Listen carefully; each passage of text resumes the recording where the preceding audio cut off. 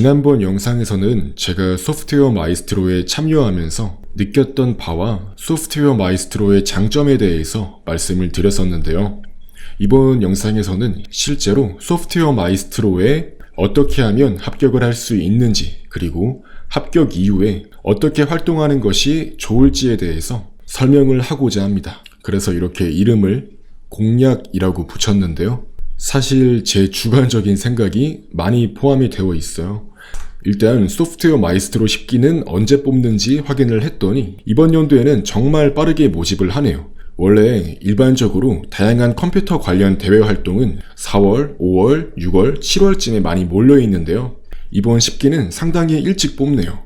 그 이유에 대해서는 제가 잘 모르겠는데 일반적으로 이렇게 평소보다 뽑는 시기가 약간 바뀌면요, 지원하는 사람들이 약간 더 적어질 수 있어요. 실제로 제 체감상 9기 때는 더 그랬고요.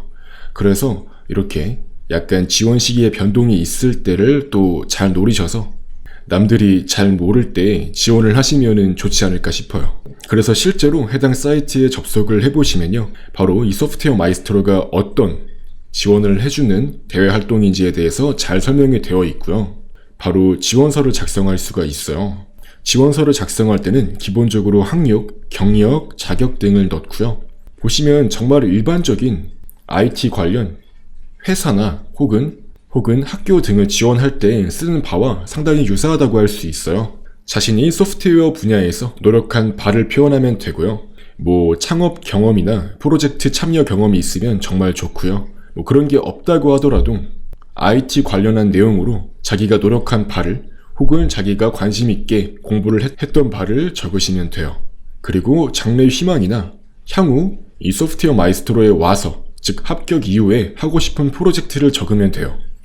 소프트웨어 마이스트로는 기본적으로 합격한 이후에 6개월 이상의 시간 동안 하나의 프로젝트에 여러 명의 팀원들이 모여서 그 프로젝트를 이끌어 가거든요. 그렇기 때문에 실제로는 그 프로젝트를 어떻게 선정하는지가 매우 중요해요. 그래서 지원 시기 때부터 이렇게 물어보는 거예요. 물론 그 프로젝트는 이왕이면 자신이 잘하는 분야로 매력 있게 잘 쓰시면 돼요.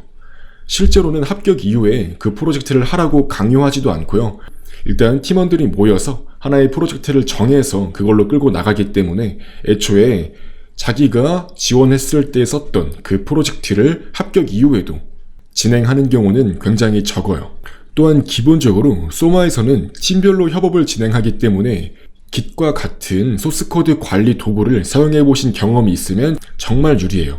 그리고 해커톤 같은 데에 참여해서 팀별로 같이 활동한 경험이 있으면 유리하겠죠.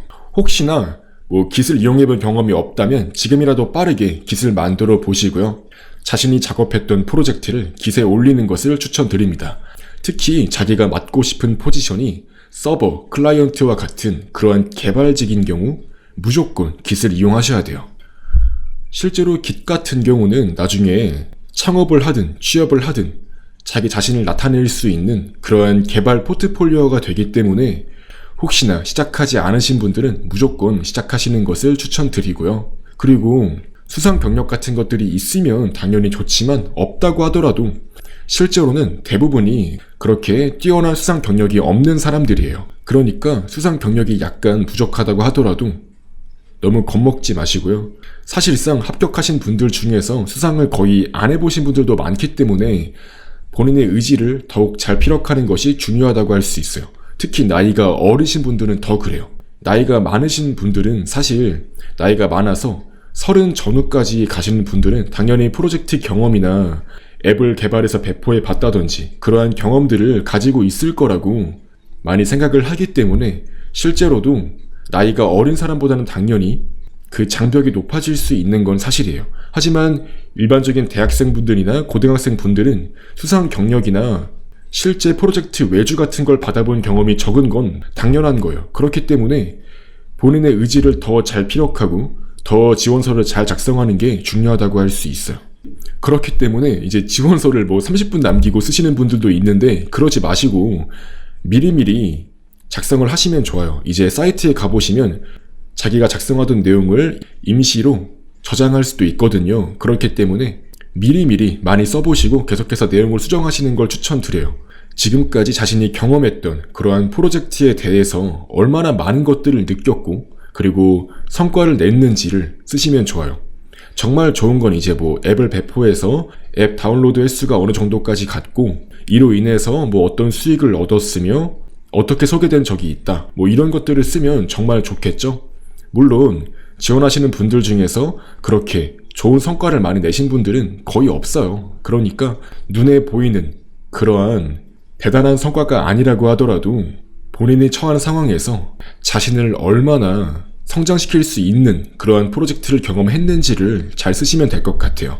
예를 들면 이제 학교에서 컴퓨터 관련 팀 프로젝트를 했는데 자신이 어떤 역할을 맡아서 어떤 것들을 개발했는지 뭐 그런 것들 위주로 잘 쓰시면 돼요.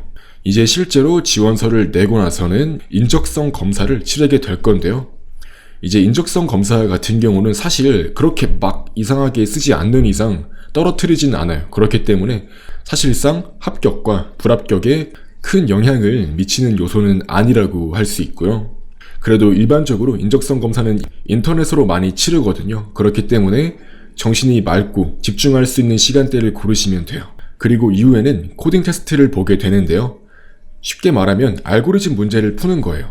사실 알고리즘 문제 자체는 정말 난이도가 높게 나오지 않아요. 기초 자료구조 및 알고리즘 지식만으로도 문제를 풀 수 있게 일반적으로 문제가 출제가 되고요. C 언어, 자바, 파이썬과 같은 기본적인 언어는 지원하기 때문에 그러한 언어를 이용해서 알고리즘 문제를 풀어보시는 게 좋아요. 사실 제가 쉽게 단정 지어서 말씀을 드리기는 조금 어렵지만 제 유튜브에 올라가 있는 알고리즘 강의에서 약 20강 정도까지만 들으셔도 사실 어렵지 않게 문제를 풀 수 있을 거라고 생각이 들어요. 이제 정확히 어떤 문제가 출제되었는지에 대해서는 언급을 하면 문제가 될 수 있기 때문에 언급하지는 않겠습니다. 비전공자도 많이 소마에 지원하기 때문에 일반적으로 정말 기초 역량을 갖추고 있는지에 대해서만 물어보기 때문에 사실 비전공자를 기준으로 해서 이런 코딩 테스트를 준비하는 데 있어서 한 달 이상 걸리지 않아요. 그 정도로 난이도가 높은 문제는 출제가 되지 않습니다. 이후에는 심층 면접을 보는데요. 사실 심층 면접을 볼 때도 있고 단순히 보고서를 써서 내는 경우도 있어요. 이제 이건 소마의 기수마다 다른데요. 제가 참여했던 9기 때는 면접을 보지 않고 자신이 하고 싶은 프로젝트에 대해서 기획서를 잘 작성해서 그걸로 이제 제출을 해서 평가를 받는 방식이었는데 이번에는 면접을 보는 방식으로 바뀌었다고 해요. 그래서 저는 소프트웨어 마이스트로에 합격을 함에 있어서는 면접을 보지 않았는데요. 소프트웨어 마이스트로와 비슷한 비옵이나 뭐 다른 대외 활동에 참여했을 때 겪었던 그러한 경험을 위주로 말씀을 드리자면 기본적으로 이렇게 국가에서 지원해주는 국가 지원 사업의 대외 활동들은 특성상 취업 준비생인 학생들이 정말 많이 지원해요. 그렇기 때문에 사실 뭐 정보 올림피아드 입상자 아니면 ICPC 알고리즘 대회 입상자 혹은 뭐 흐드콘이나 데프콘과 같은 주요 해킹 방어대회 입상자 아니면 유명 창업자 이런 분들은 사실 많이 지원 안 해요. 당연하죠. 애초에 그런 사람들이 많지 않으니까요. 실제로는 다들 비등비등한 실력을 많이 가지고 있어요. 그렇기 때문에 경력이 약간 부족하더라도 본인의 열정을 잘 피력하면은 합격할 가능성이 높기 때문에 정말 열심히 참여하시면 돼요. 그리고 무엇보다 기초 개발 역량이라고 할 수 있는 안드로이드 앱 개발이나 그러한 기본적인 웹 개발을 많이 해보시고 면접장에 들어가시면 조금 더 유리할 거예요. 무엇보다 자신이 작성한 지원서를 바탕으로 해서 면접을 보기 때문에 지원서를 작성하실 때 면접까지 고려해서 지원서를 작성하시는 게 중요하겠죠. 그리고 기본적으로 소마나 비옵이나 이러한 대외 활동들은 다 팀 프로젝트를 중심으로 활동이 진행돼요. 그렇기 때문에 자신이 팀원들과 어떻게 잘 협업을 할 수 있는지를 설명하시면 좋아요. 그렇기 때문에 은근히 학생회장이나 학회장과 같은 그러한 다양한 리더십 경험이 있으면 당연히 그런 것들을 강조했을 때 가산점을 받을 수가 있겠죠.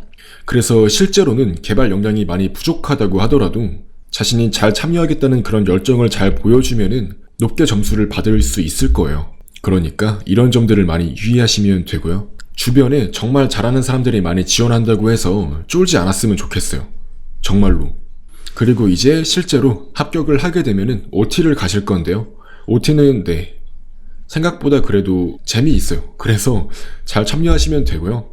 무엇보다 주변 팀원들이나 멘토님들과 친해질 수 있는 시기가 돼요. 그렇기 때문에 이왕이면 많이 이야기를 해보시고 어떤 사람의 성향이 나와 맞을 것 같다 혹은 그렇지 않을 것 같다를 많이 고민을 하셔서요. OT 때 정말 놀기만 하지 마시고요. 자신과 6개월 동안 함께할 팀원 및 멘토님들을 잘 모색하는 그러한 시간으로 보내시면 될 것 같습니다. 그리고 소마에서는 이런 OT나 집체교육 같은 것들을 가끔 하는데요. 이제 그때 성실히 잘 참여하시면 참여도에서도 좋은 평가를 받을 수가 있을 거예요. 그리고 이제 실제로 합격을 해서 OT까지 마치게 되면은 팀을 결성하게 되는데요. 이때 팀원 모집이 정말 중요해요. 왜냐면은 기본적으로 6개월 동안 팀원의 교체 없이 그것도 하나의 프로젝트만 가지고 쭉 진행을 해야 되기 때문에 좋은 팀원을 잘 만나셔야 돼요. 그래서 당연히 자신만의 무기가 있어야 되겠죠. 디자인, UI, UX를 잘 한다든지 아니면 서버 쪽 개발을 잘 한다든지 프로젝트의 관리나 기획 쪽에 있어서 탁월하다든지 그러한 자신만의 무기를 갖추시는 게 좋아요. 그래서 자기 기술에 대해서 포장을 잘 하셔야 되고요. 특히 소프트웨어 마이스트로에서 최종 인증, 즉 탑 10 혹은 탑 15까지 가고 싶으신 분들은 더 주도적으로 참여하시면 좋을 거예요. 또한 추가적으로 팀원들이 맡은 포지션은 각기 다를 수밖에 없어요. 그렇기 때문에 자신이 팀 내에서 보다 머신러닝이나 아니면 코어 기술 등에 더욱더 매진을 해서 공부를 하고 싶으신 분들이라면 당연히 이를 커버해주고 용인해줄 수 있는 팀장을 잘 만나야 돼요. 이제 저 같은 경우는 소마 활동을 하면서 정말 팀장님을 잘 만나서 결과적으로 저희 팀 성적도 정말 좋게 받을 수가 있었는데요. 이제 그만큼 좋은 팀원과 좋은 팀장을 만나는 게 유리하다고 할 수 있어요. 혹은 자신이 팀장이 되어서 프로젝트를 매니징할 수도 있는 거고요. 그만큼 자기 포지션에 맞는 좋은 팀원을 모색하기 위해서 노력하시는 게 좋습니다. 그리고 이제 실제로는 팀원들이 모집이 되면은 멘토님을 선정하게 되는데요. 멘토님들은 각 멘토님들마다 참여할 수 있는 팀 프로젝트가 한정되어 있어요. 그렇기 때문에 자신의 프로젝트에 맞는 훌륭한 멘토님을 찾기 위해서 빠르게 컨택하시고 자기 팀원들에 대한 소개를 잘 하셔서 멘토님을 선정하시는 게 좋습니다. 과거에는 멘토님들을 여러 명 채택할 수 없어서 더 위험 부담이 컸었는데요. 요즘에는 멘토님들을 여러 명씩 채택할 수 있어요. 제가 참여했던 2018년도 9기 소마 때는 3인 멘토 체제였어요. 그래서 팀당 멘토님을 3명까지 구할 수가 있었는데요. 그래서 이런 경우에는 각 멘토님들마다 주로 맡은 담당을 다르게 하셔서 멘토님들과 컨택하시는 게 좋아요. 그래서 흔한 예제로는 어떤 멘토님은 UI, UX 부분을 많이 담당해 주시고 어떤 부분은 머신러닝과 같은 그러한 코어 기술 등을 담당해 주시고 그리고 기획이나 프로젝트 쪽도 담당해서 잘 알려주실 수 있는 그런 멘토님을 선정하는 방식으로 이렇게 포지션에 맞게 멘토님들을 잘 선정하시는 게 좋아요. 실제로 합격 이후에는 멘토님들이 각자 자기 자신을 소개하는 그러한 글들을 작성하게 되는데요. 이제 그러한 글들을 잘 읽어보시고 그리고 주변에 소마 선배님이나 혹은 동기들이 특정 멘토님에 대해서 잘 알고 있다면 잘 물어보셔서 자기 팀의 성향에 맞는 멘토님을 컨택하시는 게 향후 6개월 동안 프로젝트를 진행함에 있어서 좋은 발판이 될 수 있을 거예요.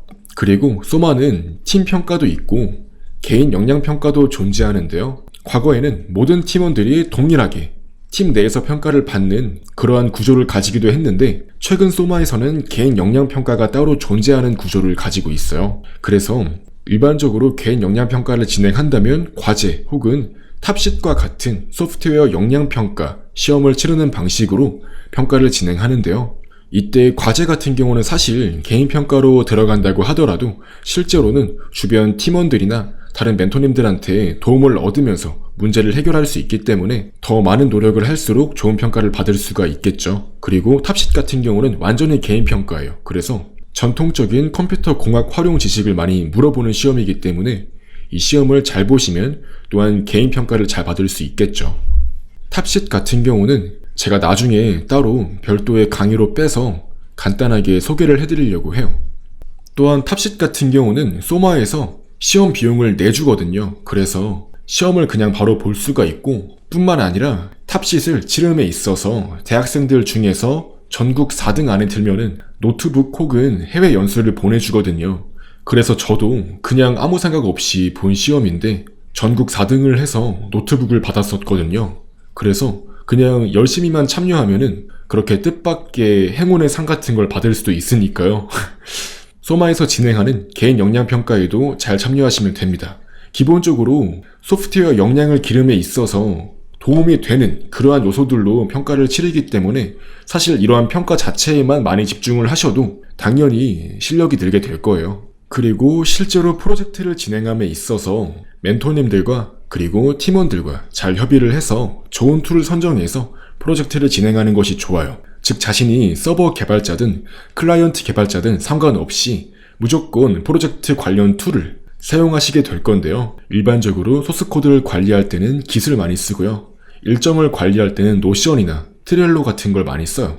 디자인 파일이나 문서 같은 걸 정리할 때는 구글 드라이브나 드랍박스 같은 걸 많이 쓰고요. 서버 관리를 함에 있어서는 AWS 같은 걸 많이 씁니다. 그리고 메신저로는 단순히 카카오톡 같은 걸 이용할 수도 있는데요. 슬랙을 또 많이 쓰고요. 서버와 클라이언트 간의 통신에 있어서 API를 명세할 때는 일반적으로 스웨거를 많이 씁니다. 그리고 소프트웨어 마이스트로에서 좋은 평가를 받으면은 나중에 탑 10이라고 해서 인증을 받을 수가 있는데요. 인증을 받으면 미국 해외 연수를 보내주기 때문에 열심히 참여하시면은 정말 좋은 경험도 할 수 있을 거예요. 그래서 실제로는 프로젝트를 잘 발표하는 게 중요하다고 할 수 있는데요. 저희 팀 프로젝트도 정말 점수를 잘 받은 팀 프로젝트 중 하나거든요. 저희 팀 같은 경우는 기본적으로 인사말이나 복장 같은 것도 맞춰서 갔어요. 그래서 당연히 팀 점수가 있기 때문에 그런 통일성을 갖추는 게 중요하다고 할 수 있고요. 당연히 발표 능력이나 질문에 대처하는 능력 또한 필요합니다. 사실 프로젝트의 발표 시간이 그렇게 길지 않을 수도 있어요. 그렇기 때문에 발표 장표를 구성할 때는 프로젝트의 핵심이 되는 기능을 위주로 보여주는 것이 중요하고요. 이때 PPT 같은 걸 만드실 때 디자인 팀원이 없다면 이제 소마에서 팀마다 프로젝트 비용을 수백만 원대로 지원을 해주거든요. 이제 그 비용을 일부 빼서 디자인 쪽으로 외주를 맡기시면 매우 효과적일 수 있어요. 이제 실제로 저 같은 개발자가 아무리 열심히 PPT를 만들어도 그런 디자인 외주를 맡긴 거에 비해서는 한참 모자랄 때가 많거든요. 그렇기 때문에 자신이 없다면 PPT 외주를 맡기셔도 매우 효과적이에요. 그러면 정말 예쁘게 전문성 있게 PPT가 나오기 때문에 그걸로 발표를 하시면 당연히 더 좋은 성적을 받을 수가 있겠죠. 그리고 무엇보다 소마에서 실제로 프로젝트 발표를 해서 점수를 매길 때는 발표의 횟수가 많아질수록 외부의 평가단이 많이 개입이 돼요. 그래서 외부 산업체와 연계되어 있는 외부 평가단이 보았을 때 좋은 평가를 주실 수 있도록 외부적으로 보여지는 실적, 논문이나 앱 다운로드 횟수, 실제 상용화 및 수익 창출과 같은 그러한 실적 같은 걸 많이 보여줄수록 당연히 유리하고요. 정말 준수하게 전반적인 발표의 UI, 즉 외적으로 보여지는 요소들을 잘 만드시면 당연히 좋은 평가를 받을 수가 있겠죠. 여기까지 간단히 소프트웨어 마이스트로의 공략에 대해서 설명을 드렸고요. 소프트웨어 마이스트로에서의 평가 요소는 사실 일반적으로 기업이나 대학원 등에서 요구하는 바와 크게 다르지 않아요. 기초 알고리즘 능력, 깃, 협업 경험 등은 사실 소프트웨어 분야에 있어서 정말 어떤 분야든 간에 다 요구되는 그러한 역량이기 때문에 소마를 준비하는 과정은 취업 및 창업을 준비하는 과정과도 유사한 부분이 많다는 것을 아시면 좋을 것 같아요. 그러니까 소마를 준비하시는 분들 혹은 소마에 합격하셔서 프로젝트를 준비하시는 분들은 이런 점들을 잘 참고하셔서 좋은 평가를 받고 좋은 결과를 낼 수 있게 되면 좋겠습니다. 이상으로 짤막한 소프트웨어 마이스트로 공략 동영상을 마치겠습니다.